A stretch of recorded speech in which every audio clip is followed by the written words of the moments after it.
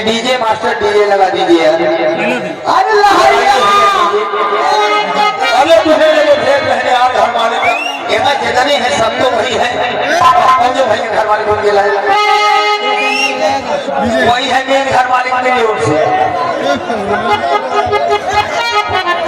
हमारे बहन से नहीं होगा डीजे दूसरा लगाता